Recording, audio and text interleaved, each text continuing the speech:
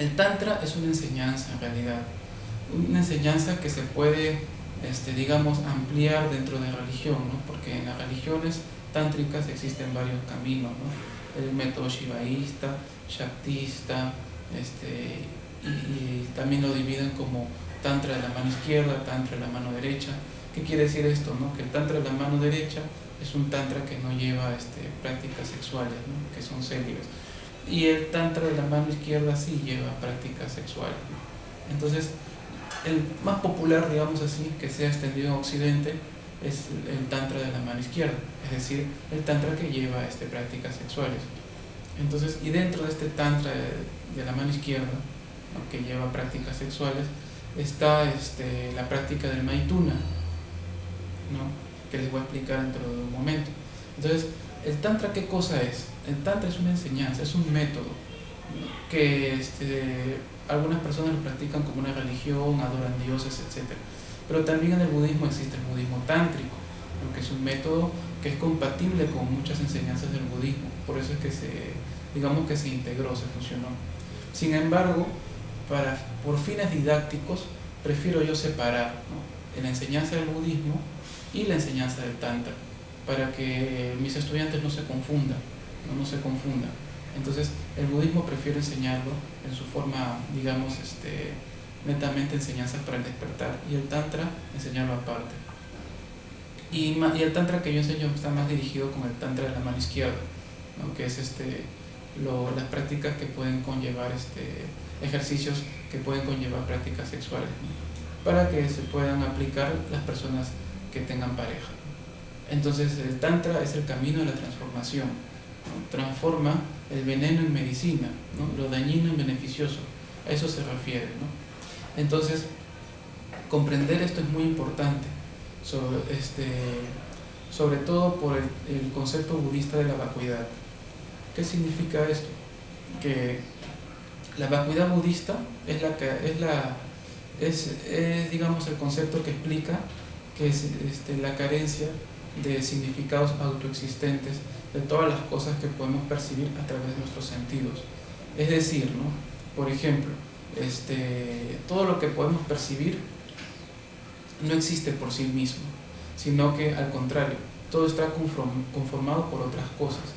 Así como expliqué anteriormente el símil de la carreta, ¿no? Que explicó Buda, ¿no? Que al buscar las piezas que conforman una carreta, estamos tratando de buscar cuál es la esencia de esa carreta, y le vamos quitando las ruedas, le vamos quitando las puertas, y al final, si seguimos en ese proceso, nos encontramos con un montón de piezas de la carreta y no con la esencia de la carreta.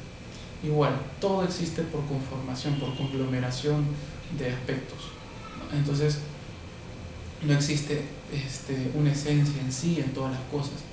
Entonces, al darnos cuenta de esto, entramos en lo que se llama la comprensión de la vacuidad. ¿Qué quiere decir?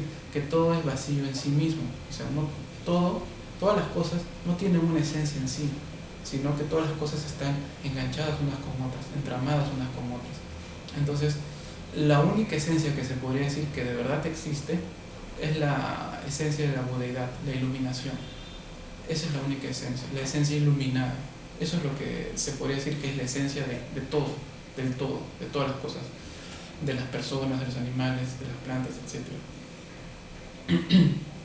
Entonces, así tenemos, por ejemplo, ¿no? Un árbol, ¿no? Un árbol no es una unidad en sí, sino que está conformado por diversas estructuras. Tenemos las raíces, el tronco, las ramas, las hojas, y si tiene frutos, los frutos, ¿no? Y cada una de estas estructuras o partes a su vez está conformada por otras partes, ¿no? Por diversos tejidos celulares. Y a su vez cada tejido celular está conformado por otros componentes, ¿no? Órganos de las células, etc. Y así dividimos esos órganos de las células, están conformados por estructuras moleculares, y así. Y continuamos la división hasta el infinito. Entonces nos damos cuenta que el árbol, que teníamos la idea que era una unidad, en realidad es una pluralidad, está conformado por otros elementos. Entonces no podemos hallar una cosa que determine cuál es la esencia de ese árbol. Y si le quitamos eso, deja de ser el árbol. No podemos encontrarlo.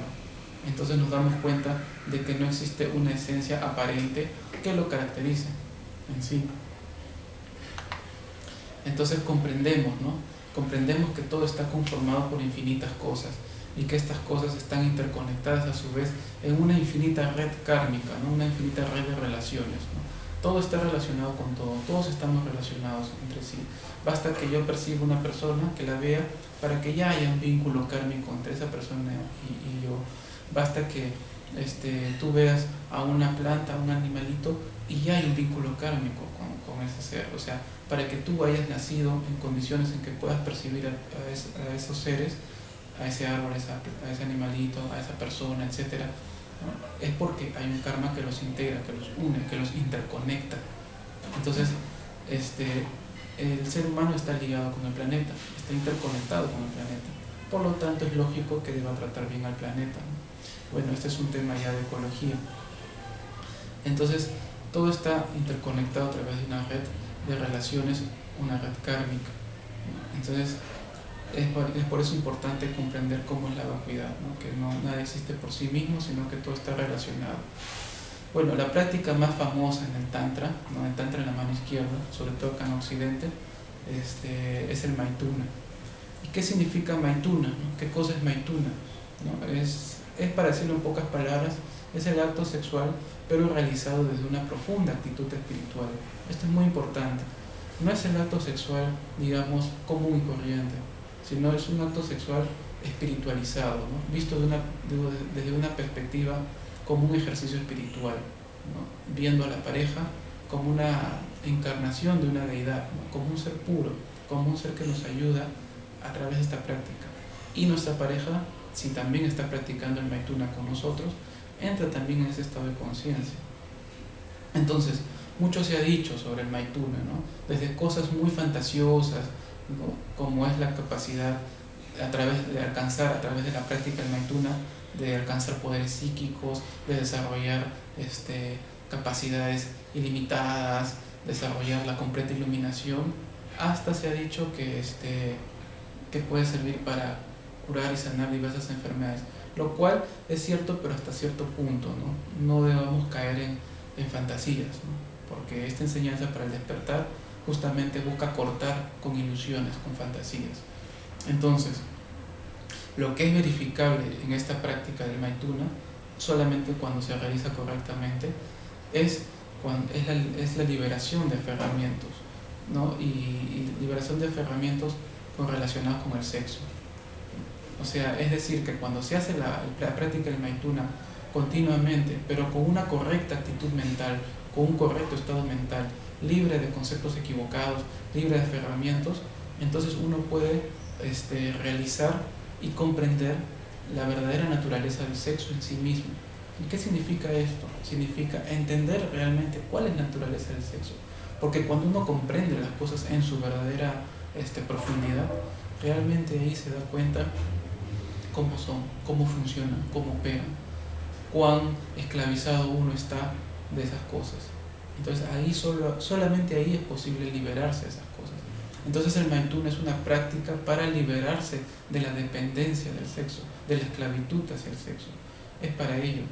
Entonces hay muchos conceptos erróneos, por eso digo el Maituna, ¿no? Que a veces son conceptos hedonistas, etc., ¿no?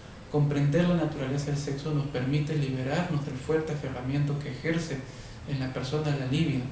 Nos permite poco a poco ir comprendiendo este fuerte instinto y en consecuencia irnos liberando de este encadenamiento, dejando de ser esclavo del sexo para pasar a ser el amo de nuestra vida sexual. O sea, uno es el amo, uno elige, uno ya no es una persona que está siendo impulsada por fuerzas desconocidas que ni siquiera es consciente.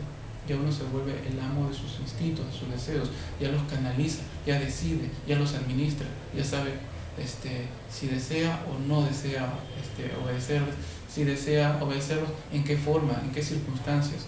Entonces, eso es lo que se busca realmente con la práctica del Maituna, ¿no? O sea, que uno se vuelva una persona consciente, lúcida y administre su libido. Entonces, el método más fácil, ¿no?, para realizar, para empezar en esta práctica, es realizar una meditación previa al Maituna.